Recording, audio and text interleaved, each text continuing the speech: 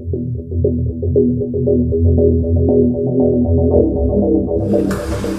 siap semua? Ya Pak. Siap. Oke. Baik ya. Untuk malam hari ini saya akan menyampaikan kepada teman-teman media beberapa hal yang guna menghindari spekulasi-spekulasi yang berkembang di media sosial ya khususnya. Ada juga berbagai macam pertanyaan dari berbagai macam media maupun masyarakat bahwa dari pihak pengacara akan mengajukan otopsi ulang. Tapi dalam istilah kedokteran forensiknya itu adalah ekshumasi. Ekshumasi itu adalah penggalian kubur, ya, kemudian dilakukan ini dalam rangka untuk keadilan. Ekshumasi itu. Selain demi keadilan, ekshumasi itu harus dilakukan oleh pihak yang berwenang. Dalam hal ini penyidik. Karena ini menyangkut masalah otopsi ulang atau ekshumasi tersebut, orang expert yang harus melakukan. Dalam ini siapa? Dalam ini adalah kedokteran forensik. Kedokteran forensik Polri tentunya tidak bekerja sendiri. Kami juga meng-hire dari pihak luar. Dalam rangka untuk apa?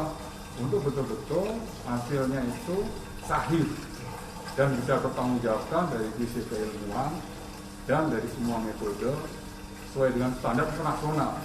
Jadi otopsi mayat atau ekshumasi itu ada standar internasional dan itu akan diaudit karena sesuai dengan standar politik profesi.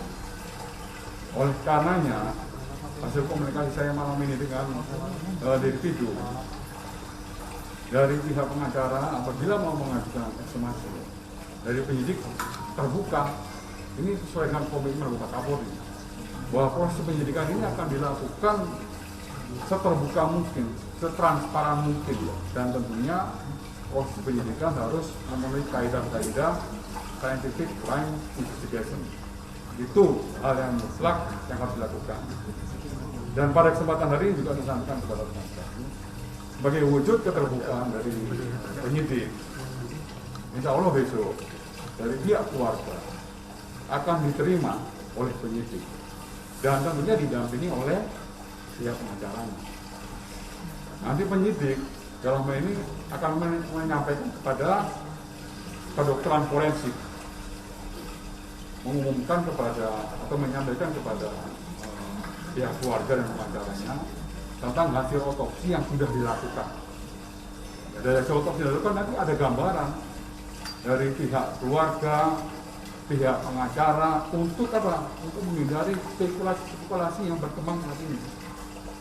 Saya menyampaikan dalam hal ini, tolong biar orang-orang yang expert di bidangnya itu yang menyampaikan. Kayak contoh misalnya, luka karena benda ini, karena benda ini. Ini kan dibawa ke arahnya ke saksi lagi, spekulasi lagi. Kenapa? Orang yang menyampaikan bukan orang yang expert di bidangnya. Ketika besok akan disampaikan oleh dari pihak tim kedokteran forensik Polri, itu nanti akan membuat informasi ini akan semakin lebih jelas dan juga bisa dipahami oleh pihak keluarga dan juga oleh pihak masyarakat. Besok insya Allah sore saya mungkin menerima penjelasan dari penyidik dan juga kedokteran forensik. Silakan dari pihak pengacara yang menyampaikan ke teman-teman. Pak, untuk mekanisme keluarga minta otopsi ulang gimana Pak? Ya, untuk mekanismenya tentunya dari pihak pengacara mengajukan kepada penyidik ya. Ekshumasi ini kan jelas adalah bongkar kubur, kemudian penggalian mayat untuk demi keadilan. Nah, demi keadilan ini adalah sebagai bentuk transparansi. Nah, demi keadilan itu siapa yang melakukan? Adalah pihak yang berwenang. Siapa yang berwenang? Penyidik. Karena ini menyangkut masalah benda mayat, harus expert yang melakukan. Siapa? Adalah kedokteran forensik yang memiliki keahlian di bidangnya yang akan melakukan itu. Dan ini akan terang-terang di dalam setiap kasus apabila dilakukan ekshumasi, apabila diketemukan bukti-bukti tambahan untuk menguatkan hasil otopsi yang pertama, itu sangat bagus. Karena itu adalah untuk kepentingan penyidikan dan itu juga nanti diungkapkan di dalam proses persidangan. Biar permasalahan ini betul-betul terbuka, transparan dan terbuka. Bagi dengan anggaran Polri dengan logo mempersilahkan Pak ya. Betul.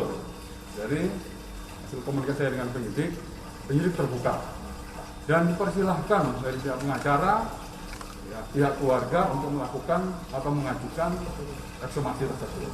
Oke, setelah pertemuan itu akan disampaikan juga itu seperti apa? Ya, Pihak keluarga nanti dari pertemuan besok yang akan dilakukan oleh pihak keluarga dan pengacara dari kedokteran forensik yang sesuai dengan ekspertis bidangnya akan menyampaikan hasil otopsi yang sudah dilakukan.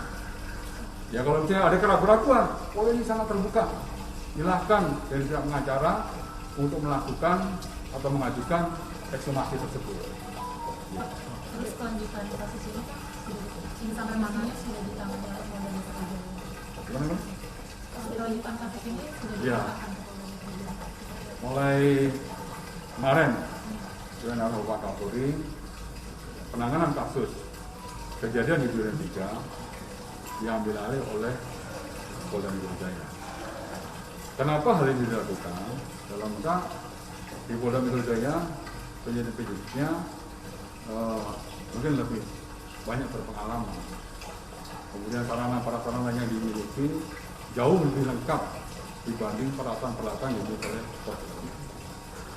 Dan tentunya Polda Metro Jaya penyidiknya tidak bergerak sendiri. Tetap penyidiknya dari Polda Metro Jaya meminta dari penyidik awal dari Polres Jakarta Selatan untuk bergabung dalam tim penyidikan. Dan tim penyidikan Metro Jaya mendapat asistensi dari penyidik Barreskrim. Dan dalam rangka untuk proses penyidikan secara ilmiah, Inafis turun, kemudian lapor turun, termasuk kedokteran forensik turun, dan beberapa saksi ahli yang dibutuhkan. Ya, dalam rangka untuk penguatan alat bukti itu pasti akan dilakukan oleh penyidik Polda Metro Jaya. Kita tahu penyidik Polda Metro Jaya dari sisi experience pengalamannya sudah sangat kuat, sudah sangat Pak Sarto kan juga menyatakan dia meminta untuk penyitaan mobil berupa barang bukti mobil yang digunakan terjadi itu mengatakan Pak Hadir, Bapak sudah dimaksudkan dengan istri, nanti aku juga ngambil penyitaan bukti bisa dengan mereka meminta rekaman CCTV sepanjang dalam perjalanan dari Magelang ke Jakarta karena kan juga ada terjadi penganiayaan terlebih dahulu dari terjadi ya, jadi gini kan, sekali lagi sampaikan untuk menghindari spekulasi yang berkembang, tentunya apa yang diinginkan, apa yang diharapkan, dan terkait menyangkut masalah suatu peristiwa pidana itu, pasti penyidik akan melakukan, yaitu pertimbangan teknis secara penyidik. Ya, tentunya penyidik akan melakukan assessment. Oh, ini dijadikan alat bukti, ini dijadikan barang bukti, ini bisa dijadikan, ini pasti akan diambil oleh penyidik. Ya, agar peristiwa ini betul-betul terang benderang. Dan penyidikan ini istilahnya terus akan dilakukan dan terus akan berkelanjutan dengan kesaksian-kesaksian, kemudian dengan kita mengundang para ahli agar betul-betul proses pembuktian secara ilmiah itu akan disampaikan oleh penyidik. Dan perlu saya sampaikan kepada kamu, tidak semua informasi dalam proses penyidikan ini harus diungkap ke publik. Nanti akan dibuka sebuka-bukanya atau setransparan mungkin itu dalam proses persidangan. Dan seluruh alat bukti yang akan dihadirkan oleh penyidik itu akan diuji nanti dalam proses persidangan agar proses persidangan itu betul-betul apa yang diajukan oleh penyidik, kemudian apa yang diajukan oleh penuntut itu betul secara transparan dan memenuhi rasa keadilan.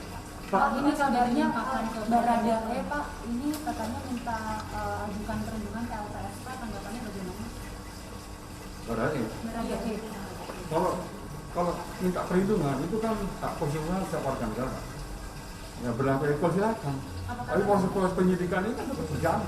Apa takutnya ada ancaman tertentu begitu Pak ke Baradae?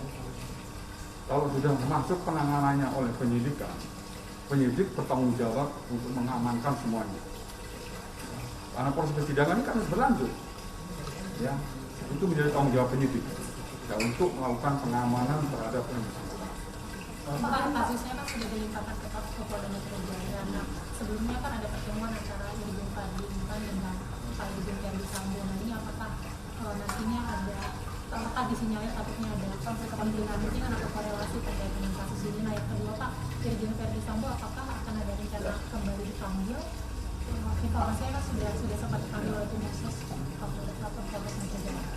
Jadi gini Pak, ya, penyidik ini memiliki kode etik. Ya, kode etik profesi itu harus dijunjung oleh penyidik. Ini menyangkut masalah trust juga. Ketika penyidik mencoba-coba untuk tidak profesional, maka dia bisa tutup juga. Kejadian yang antara Kapolda dengan Jambu itu secara personal, hanya secara personal aja, rasa empatinya aja. Tapi baru proses penyidikan tidak bisa dicampur adukan. Proses penyidikan tetap jalan secara profesional, secara transparan dan akuntabel. Ya, jadi tidak dipengaruhi oleh kejadian-kejadian yang itu. Kemudian, Pemeriksaan yang disambut. tentunya ya, yang bersangkutan sudah dimintai keterangan oleh penyidik Polres Jakarta Selatan. Dari hasil keterangan awal tentunya karena ini sudah diambil oleh Polda Metro Jaya, akan dipelajari oleh penyidik Polda Metro Jaya. Apabila ada hal yang kurang dari proses penyidikan awal ataupun pemeriksaan awal, pasti penyidik akan melakukan pemeriksaan tambahan. Ya, sampai penyidik merasa cukup, konstruksi hukumnya sangat cukup, ya, baru nanti penyidik mungkin sudah merasa cukup ya tidak melakukan pemeriksaan lagi. Dan kalau misalnya merasa masih kurang pemeriksaan yang dilakukan di pertama, kedua, ketiga bisa dilakukan beberapa kali sampai betul-betul penyidik merasa cukup dan semuanya yang disampaikan itu memiliki kesesuaian antara bukti-bukti yang didapati oleh para penyidik. Ya, TKP kita tahu dalam teori Angel itu ada korban, ada barang bukti, dan pasti ada tersangka. Itu teori dasarnya seperti itu. Nah, itulah yang nanti akan diurai oleh penyidik. Ya, dalam rangka untuk membangun suatu konstruksi hukumnya kita menggunakan alat bukti yang ditemukan oleh penyidik. Pak Kadis, izin terkait kan tadi dibilang bahwa pihak keluarga diperbolehkan untuk meminta otopsi dan untuk dikenakan dari kedokteran forensik. Nah, apakah dalam proses otopsi yang dilakukan dari pihak keluarga, kedokteran forensiknya ditentukan dari kepolisian atau bisa dari pihak keluarga itu sendiri? Boleh. Ya. Karena untuk ekshumasi itu kan demi keadilan.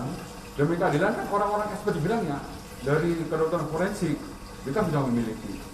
Dalam rangka untuk menjaga transparansi dan akuntabel, boleh kita mengambil dari ahli forensik dari universitas yang kredibel juga untuk bersama-sama menyaksikan proses tersebut dan juga pengacaranya kan menyaksikan. Ya, jadi kita akan terbuka semaksimal mungkin dalam proses penyidikan. Pak, soal mutasi adik Brigadir J dari Mabes ke Polda Jambi dan kemudian yang kedua soal ini Pak, permintaan dari pengacara yang bukan permintaan, maksudnya pernyataan yang dikatakan ada penganiayaan lebih dari 1 tahun. Ya. Jadi gini, masalah mutasi itu ada permintaan yang bersangkutan, ya, untuk dapatnya bisa kembali ke Jambi dan itu sudah dipenuhi oleh Mabes Polri. Dan ada korban, ada Brigadir Joshua sudah dimutasikan ke Polda Jambi dalam hal memberikan keluarga, memberikan support kepada orang tuanya. Kemudian boleh tadi? Yang dibuka pernyataan pengacara yang Oke. penganiayaan. Jadi saya sekali lagi sampaikan bahwa terkait dengan masalah dugaan luka yang bermacam-macam, dugaan penganiayaan ini kan mesti dugaan dan spekulasi. Ya besok akan disampaikan oleh kedokteran forensik dari hasil otopsi pertama. Ya, pihak pengacara boleh menanyakan kalau dibuka. Nanti akan diambil oleh penyidik juga. Silakan. Pihak keluarga besok mau menanyakan, silakan. Kita terbuka terhadap ini. Ya. Pak, berdasar berarti Irjen Verdi Sambo sudah diperiksa berapa kali sih Pak sama penyidik? Yang dapat lebih sekali ya. Lebih sekali ya. Dari penyidik Polres Jakarta Selatan ya. Kalau dari penyidik Polda Metro, saya belum tahu. Belum sama sekali ya Pak? Istrinya pun sudah sekali kan Pak. Sudah diminta keterangan oleh penyidik Polres Jakarta Selatan. Untuk yang di Polda Metro kita menunggu lagi. Pak, ini kan juga ada harapan dari pihak keluarga. Pasca dinonaktifkan Irjen Verdi Sambo, keluarga juga meminta supaya Kapolres Metro Jakarta Selatan sama Karopaminal Polri juga dinonaktifkan karena diduga ada pelanggaran prosedur yang dilakukan. Apakah ini juga jadi fokus Kapolri? Ya tentunya Bapak Kapolri mendengarkan. Semua cara memastikan pasti Bapak Kapolri ini selalu terbuka, selalu transparan dan mendengarkan apa yang menjadi aspirasi dari semua pihak. Tentunya pimpinan Polri juga akan memiliki berbagai macam pertimbangan komprehensif sebelum mengambil keputusan. Ya. Seperti halnya yang sudah dilakukan oleh Bapak Kapolri kepada Kadif Propam ini kan mendengarkan aspirasi dan mempertimbangkan berbagai macam aspek agar proses penyidikan ini betul-betul berjalan secara transparan, secara akuntabel dan cepat. Bapak Kapolri minta cepat. Kenapa cepat? Biar tidak terjadi spekulasi yang dikembangkan oleh pihak-pihak tertentu. Ya, ini justru akan pertaruh situasi apabila spekulasi yang bukan expert di bidangnya menyampaikan. Berarti pelimpahan kasus ke Polda Metro Jaya ini ada kaitannya dengan pernyataan keluarga menonaktifkan Kapolres Metro? Nggak ada kaitannya. Kita profesional aja. Oke, Pak. Oke, cukup ya. Pak. Terima kasih. Terima kasih Pak Deddy. Kita